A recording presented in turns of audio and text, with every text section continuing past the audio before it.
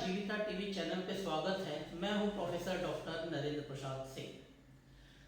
आज का विषय बहुत ही महत्वपूर्ण है। छठ के जो लोक संगीत है या लोकगीत है, उसका सिर्फ सांस्कृतिक प्रभाव ही नहीं है या हमारा सिर्फ एक उत्सव ही नहीं है।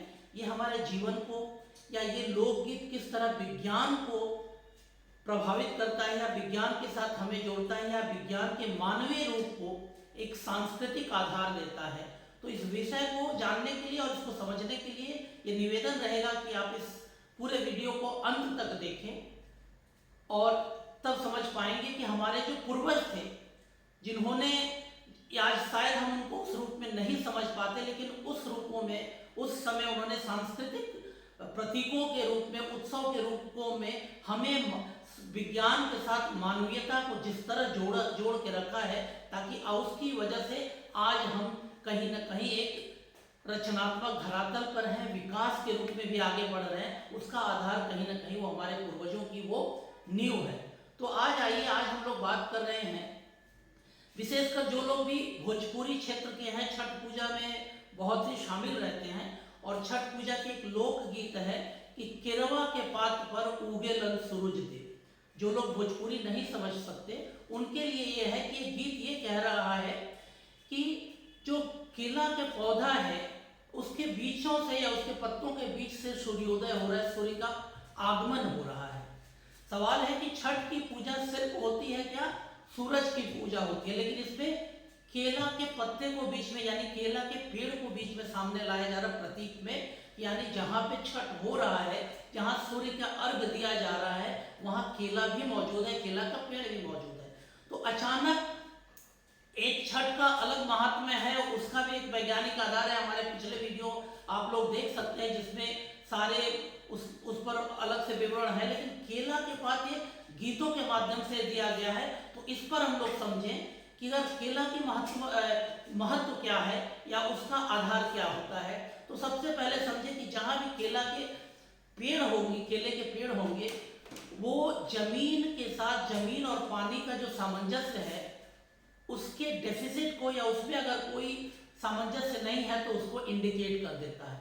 केले के पौधे वहां होंगे जहां मिट्टी में पानी की बराबरी या उसका सामंजस्य सही होगा, यानी जहां पेड़ केला का पेड़ लगा है वहां मिट्टी में नमी ठीक है, मिनरल्स ठीक है, इसलिए पत्ते और केले के पौधे आराम से और बड़े स्वस्थ रूप से उनका ग्रोथ होगा। यानी ये छठ के माध्यम से ये बताया जा रहा है कि किसान वही करते हैं जहां करते हैं, उस जमीन पर करते हैं कि वहां की जमीन उर्वर है। यानी छठ के साथ हम जोड़ रहे हैं केले के पत्ते को, केले के पेड़ को और केले के साथ जमीन के संबंध को, और केले के साथ जमीन को जोड़ने के साथ ये जोड़ते हैं कि हमारे इको डाइवर्सिटी है या जो हमारी पारिस्थितिकी है, जो हम परिवेश के साथ एक मनुष्य का संबंध है, सिर्फ अपने स्वार्थ के लिए नहीं है, बल्कि जमीन के साथ नमी और नमी के साथ पौधे, और पौधे में सबसे ज्यादा का प्रतीक केला है, क्योंकि केला उस नमी और मिट्टी के संबंध को, सामंजस्य को सही रूप में रेखांकित करता है। ये वैज्ञानिक आधार है कि जहाँ पेड़ है वो अगर मिट्टी में पानी की डेफिशिएंसी है तो केले के पौधे सूखेंगे या वहाँ के पत्ते सूखेंगे या फल अच्छे नहीं लगेंगे। अब दूसरी बात आ जाए कि केला का पत्ता या केले के जो पौधे जहाँ होंगे वहाँ सबसे ज्यादा होगा कि ऑक्सीजन की जो प्रोडक्शन होगी कहीं ना कहीं बहुत ज्यादा होगी। कार्बन डाइऑक्साइड जो होते केले के पौधे बहुत ज्यादा एब्जॉर्ब करते हैं। यानी आज जो सबसे ज्यादा प्रदूषण और ग्रीन गैस जो पोल्यूशन की बात आ रही है, उसको लड़ने में अकेले केला का पौधा बहुत हद तक शामिल है कि उसको लड़ सकता है, उस पोल्यूशन से हमें बचा सकता है। ये हमारे पूर्वजों ने बहुत पहले, जब शायद इस तरह की आज की तरह की जो विज्ञान की परिभाषा और जो टूल्स बने हैं शायद उस समय नहीं थे या उस समय अलग टूल्स थे, लेकिन उन्होंने लोगों की चेतना के साथ जोड़ा था। सिर्फ सिद्धांतों के आधार पर ये डिस्कस कर लेना, ये मान लेना कि ये सही है गलत है, नहीं, एक चेतना के स्तर पर मान लेना।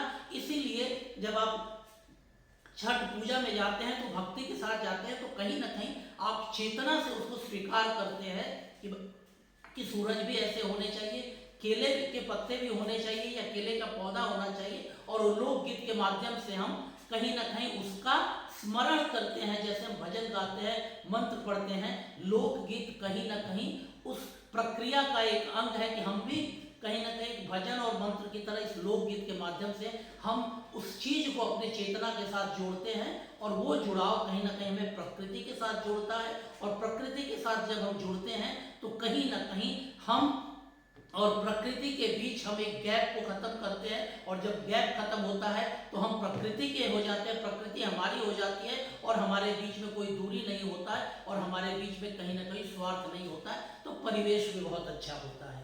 तो केला के पत्ते या केले के पौधे जो गीत है वो कहीं ना कहीं वो सिर्फ गीत नहीं है, वो हमारी चेतना के साथ जोड़ती है, हमें इको डाइवर्सिटी के साथ जोड़ती है, और कहीं ना कहीं ये बताती है कि हमारे अस्तित्व के लिए, हमारे सांसों के लिए, हमें बचे रहने के लिए, हमारे आने वाले पीढ़ी के बचे रहने के लिए केले के पौधे कितने जरूरी है। एक केला का पौधा एक साल में करीब 10 से 12 किलोग्राम कार्बन डाइऑक्साइड अवशोषित करता है, और वही केला का पौधा एक साल में इतना ऑक्सीजन देता है कि कम से कम 4 आदमी की परिवार हो या 4 व्यक्ति हो, एक साल तक जितना उसको ऑक्सीजन चाहिए एक केले के पौधे उसको प्रभावित प्रदान कर सकते हैं। और बाकी इसके मेडिसिनल वैल्यू तो अलग है कि केले से और क्या क्या हमको बहुत ज़्यादा न्यूट्रिशन भी मिलता है, और भी कई रोगों में होते हैं, तो इस पर कभी और चर्चा होगी। लेकिन जो छठ का महात्म्य है, छठ के माध्यम से प्रकृति का ये महत्वपूर्ण है, और कभी कभी हम अपनी संस्कृति को या सांस्कृतिक आधार को नकारते हैं, विशेषकर भोजपुरी क्षेत्र के लोग समझ नहीं पाते कि हमारे सांस्कृतिक आधार कितना मजबूत है, या कभी कभी उसको महज एक गीत के रूप में या एक रिचुअल्स के रूप में मान के भूल जाते हैं। लेकिन वो सांस्कृतिक जड़ें जो हैं, विश्व को जो आज रास्ता दिखाती है, उस रास्ते के कर्णधार हम हैं। हमारे पूर्वजों ने वो जमीन बना के दी है, वो विज्ञान दे के दिया है, हम अपने आप को उस चीज को समझें और उस पर गर्वबोध करें, महज रिचुअल्स की तरह नहीं समझे। इस परंपरा को एक वैज्ञानिक और आध्यात्मिक जो आधार है, वो जीवन को एक नई दिशा देती है, ऊर्जा देती है।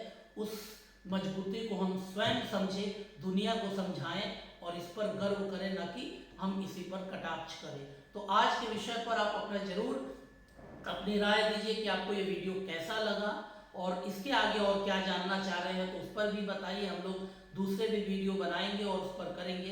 तो आज के लिए इतना ही। चैनल को लाइक करें, सब्सक्राइब करें, शेयर करें, और अपनी राय दें कमेंट बॉक्स में। आज के लिए इतना ही। बहुत बहुत धन्यवाद।